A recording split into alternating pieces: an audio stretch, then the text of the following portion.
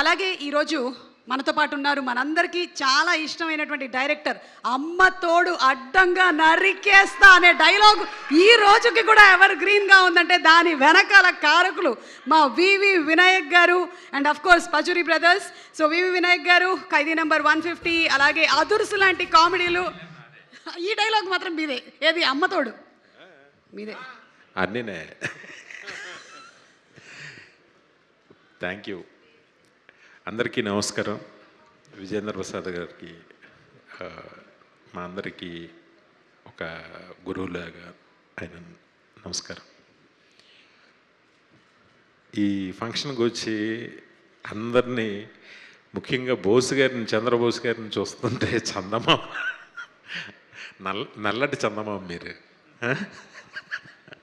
అలాగే బండ్ల గణేష్, గని, మా బాబీ, అందరిని చూస్తుంటే చాలా హ్యాపీగా ఉంది. గారు సినిమా ట్రైలర్ చూశాను నేను, కోన వెంకట్ చూపించాడు. భలే ఎనర్జీగా చేశావు సాంగ్, భలే ఎనర్జీగా చేసావు. వాడు ఎవడకో ఫ్రెండ్కి తాళి కడతావు చూడు, ఆ షార్ట్ అయితే నాకు ఎంత కొత్తగా అనిపించిందంటే చాలా బాగా చేసావు. ఇందాక మా గని కూడా అంటున్నాడు, బండ్ల గణేష్, గని అంటాను నేను తన్ని, ఈ కుర్రోడు ఎరకొడేస్తాడన్నా అన్నాడు. చాలా చాలా పైకి రావాలని మనస్ఫూర్తిగా కోరుకుంటూ, అలాగే శ్రీదేవి ఈ సినిమా డైరెక్టర్కి పెద్ద బ్రేక్ అవ్వాలని నేను మనస్ఫూర్తిగా ఈ సినిమా మనస్ఫూర్తిగా కోరుకుంటున్నా. నాకు కోన వెంకట్ ప్రాణ స్నేహితుడు. ఇందాక విజేంద్ర ప్రసాద్ గారు చెప్పారు, ఏదైనా హెల్ప్ కావాలంటే ఏమీ ఆశించకుండా చేసే ఫ్రెండ్ అని ఆయన చెప్పారు. నిజంగా కోన వెంకట్ ట్రావెల్ చాలా విచిత్రంగా ఉంటుంది. ఫస్ట్ అంటే తను ఎవరితో జర్నీ చేసినా సార్, తెలుగులో ఫస్ట్ సినిమా ఫుల్ ఫ్లెడ్జ్డ్గా రాసింది ఫస్ట్ నా సినిమా. సాంబ సినిమాకి డైలాగ్స్ రాశాడు ఫస్ట్ టైం. ఒక గవర్నమెంట్ ఎంప్లాయీగా స్టార్ట్ అయ్యాడు. గవర్నమెంట్ ఎంప్లాయీ, ఇదేంటి నీ గవర్నమెంట్ ఎంప్లాయీ నువ్వు సంబంధం ఏంటి అనిపిస్తుంది మనకి. ఆ తర్వాత ఐఏఎస్ఎల్ చేసే పనులు, అంటే ఒక మినిస్టర్కి పిఏగా వెళ్ళాడు. దానికి దీనికి సంబంధం ఏంటో అర్థం కాదు. దాని తర్వాత మళ్ళీ అంటాడు మా తాతగారు గవర్నర్ అంటాడు. ఏంటి మీ తాతగారు గవర్నరా? అవును, కోన ప్రభాకర్ గారు మనవాడిని అంటాడు. అది అయిపోయిన తర్వాత సరే రైటర్కి ఎలాగొచ్చావు అని అంటే, బాంబేలో రాము నేను బాగా ఫ్రెండ్స్ అంటాడు. రామ్ గోపాలవరం గారు తిను మంచి ఫ్రెండ్స్.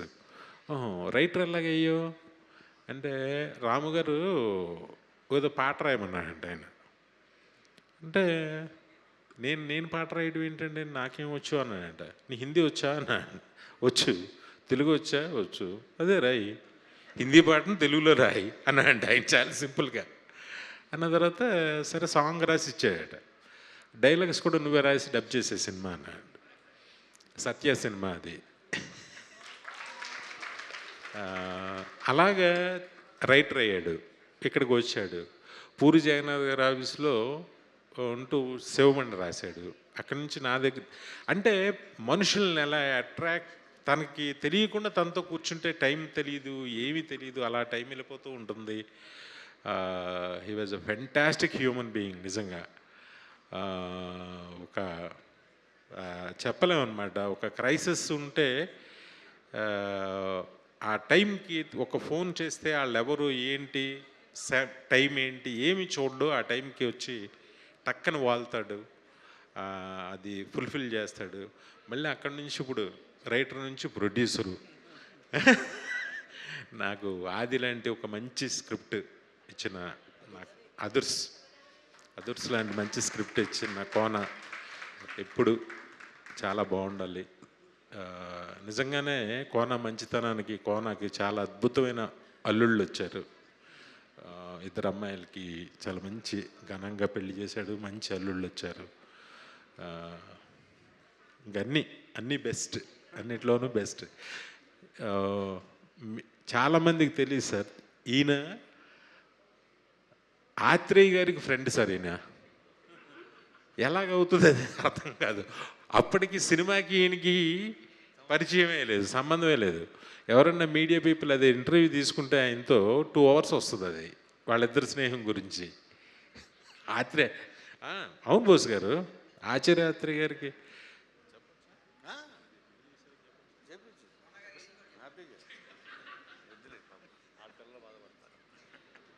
అసలు వీళ్ళిద్దరు స్నేహం అంటే నేను చెప్పకూడదు కానీ తను చెప్తాడు ఎప్పుడో కూడా ఇంటర్వ్యూలో. ఆశ్చర్యంగా చూసేవాడిని, ప్రతిరోజు ఒక ఆశ్చర్యంగా చూసేవాడిని నేను ఒక్కొక్క విషయం చెప్తుంటే. ఎప్పుడు అలాగే అన్నీ చేసి మళ్ళీ ఫైనల్గా ప్రొడ్యూసర్, అన్నీ మళ్ళీ అవి కూడా హిట్లు. నెక్స్ట్ బాబీని తిను కాంబినేషన్, ఇద్దరు ప్రొడ్యూసర్స్గా ఇంకొక సినిమా చేస్తున్నారు. నిజంగా అన్ని పెద్ద హిట్లు అవ్వాలి కోన. ఈ హీరోకి, హీరోయిన్కి, డైరెక్టర్కి, ఈ సినిమాకి పనిచేసిన ప్రతి టెక్నీషియన్కి మంచి పేరు రావాలని మనస్ఫూర్తిగా కోరుకుంటున్నాను. ఆల్రెడీ ప్రాఫిట్ అయితే తెచ్చేసుకున్నాడు తను. సినిమా కూడా పెద్ద హిట్ అవ్వాలని మనస్ఫూర్తిగా కోరుకుంటున్నాను. Love you Kona, love you always. Thank you so much. Thank you అండి.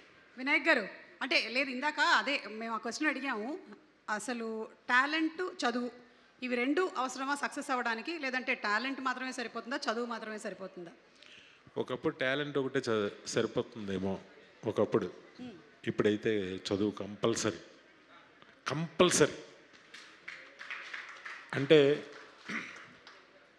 నేను ఒక ఎగ్జాంపుల్ చెప్తాను. నాకు ట్యాగూర్ ఇక్కడ చేసిన తర్వాత చిరంజీవి గారితో చేశాను నేను.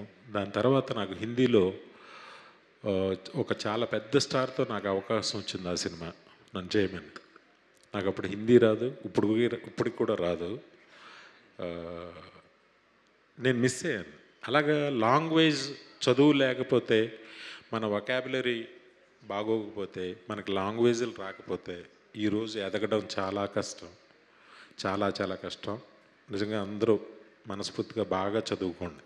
చదువుకున్న వాళ్ళే రండి. ఇంకా పెద్ద తెలివైన వాళ్ళు ఇంకా మంచి అవకాశాలు వస్తాయి చదువు ఉంటే. థ్యాంక్ యూ సో మచ్ వివి వినాయక్ గారు, చాలా మంచి మాట చెప్పారు. సో టాలెంట్తో పాటు చదువు కూడా ఉన్నట్టయితే ఇంకా ఎన్హాన్స్ అవుతారు. Thank you. సాంబా మేము చదువు మీదే తీసాము. అప్పుడు నాకు ఆ బాధ ఉంటుంది లోపల, నేను చదువుకోలేకపోయినాయని. ఒకవేళ చదువుకుంటే ఇటు వచ్చేవాడిని కాదేమో నాకు తెలియదు, కానీ అంతగానో గొప్పడయ్యావు. ఇంకా ఇవేమో రజనీకాంత్ గారు చెప్పినట్టు. Thank you so much thank you. Vinayak గారు.